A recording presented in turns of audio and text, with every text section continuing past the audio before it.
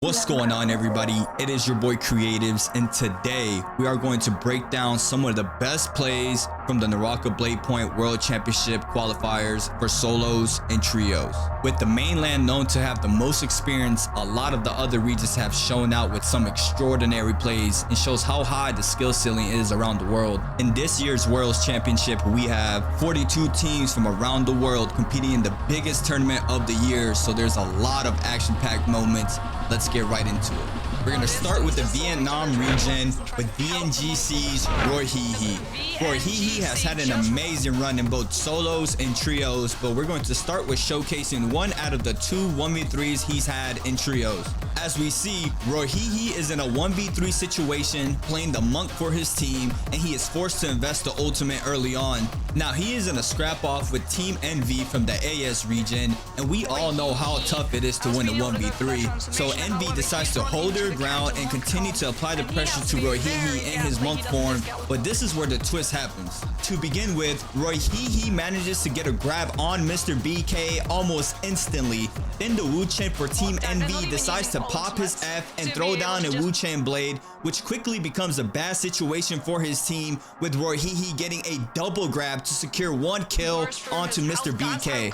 Off the slam, he manages to secure the re-grab onto the Wu Chen and sees the direction the Viper tap dodge to, and instantly turns and gets an insane grab onto Hong while he was scale rushing on the side of the cliff to secure the kill onto the Viper for Team Envy. The only reason why the Wu Chen for Team Envy survived was because of the F blades being procced to give him a second chance. With that information, Rohihi, knowing he has the upper hand, instantly deforms from the ultimate and goes straight in to apply the pressure onto the Wu Chen. All that's left is a big parry from Rohihi from the Wu Chen, releasing the soul break is enough to give Rohihi his 1v3 on the big stage. Moving on across the world to NA's finest, Orion's Tryhard. Now Tryhard just came out of a loss in the realm of Yang, and time is ticking. With about a minute 45 left on the timer, Tryhard is in desperate need to secure a soul bloom for him not to take effect of the Yang depletion. I wanted to showcase this far behind of the clip just to break down the situation Tryhard is currently in.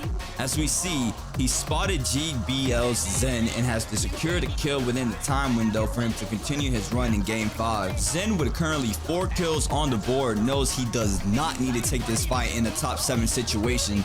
Zen's mindset is to play for endgame at this point, while already securing a good amount of kills early to mid game to get that big point multiplier from top 4. We can see Tryhard desperately trying to catch Zen, but at this high level of play, every player in the server has insane movement, so that is not an easy task.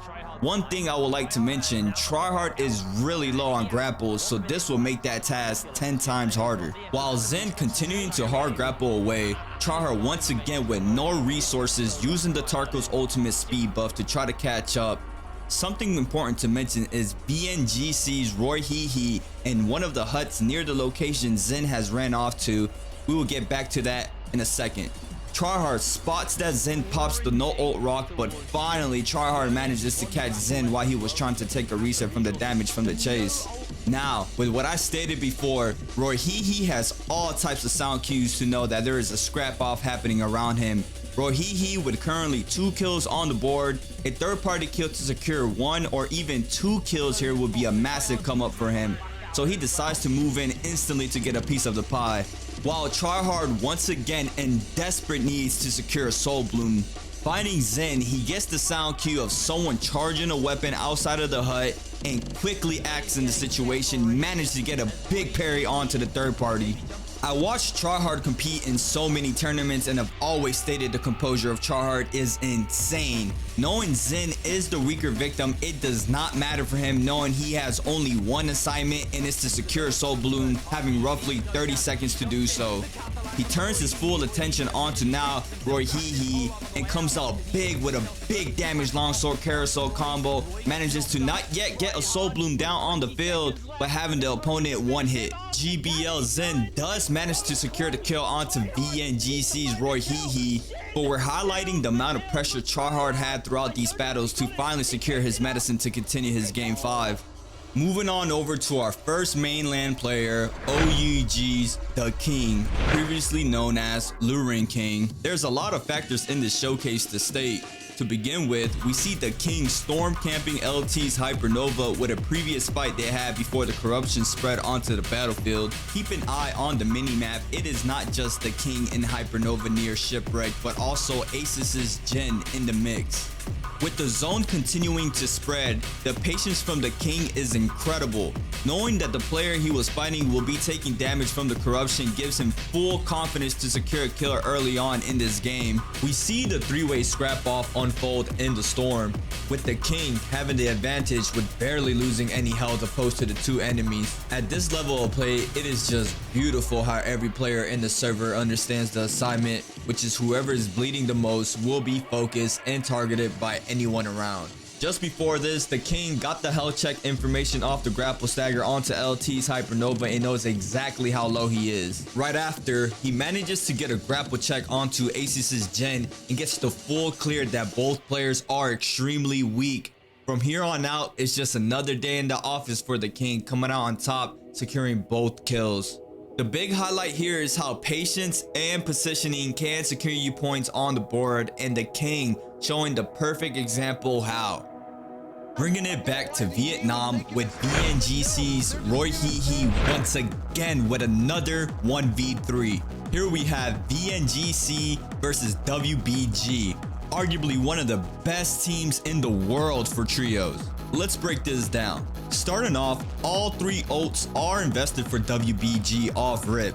WBG's Sleepwalker, the monk for his team, manages to weave around to secure a grab onto BNGC's Simpson.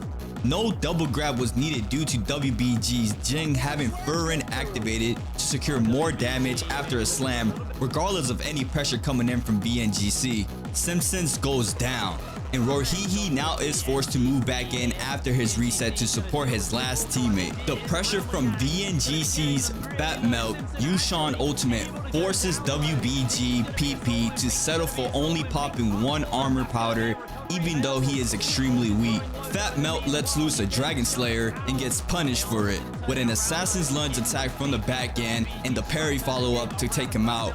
Here we go once again, where Rohihi shines best. Now, in a 1v3 situation once again, as we can see, Rohihi parries and manages to get a double parry onto WBG's Tomok and Takeda. Off the follow-up, he releases a 1.0 charge onto Jing to secure his first kill in this battle. With a quick snag of the Soul Bloom Essence, he quickly restores a lot of the lost health to continue his fight. As we know, Soul Bloom Essence restores rage as well, plus the damage he is giving and receiving, the ultimate is nearly back for Rohihi. The patience and composure from Rohihi double holding to avoid getting parried here is amazing. WBG's Sleepwalker is now in big trouble after taking damage of a legendary dual blade 2.0 charge, which the rarity of Rohihi's weapon is super important in this situation. Rohihi monks up. He turns his attention onto WBG's PP and knows in a one-on-one trying to secure a grab onto someone, being able to weave each grab, especially from that range, is not the play. Once again, he reads another soul break release from his opponents and manages to get a big parry onto PP with a full follow-up plus an aerial horizontal to secure his second kill on WBG. Instantly manages to get a parry bait with WBG and Desperation releases and takes another 1v3 on the big stage, which is absurd. The third party comes in a little bit too late after this man has already done his job and he is out of there. Someone else who is out is me. Thank you to anyone who made it to the end of this video. If you guys enjoyed, please feel free to leave a like, comment, and subscribe. It has been your boy Creatives. Catch you guys next time.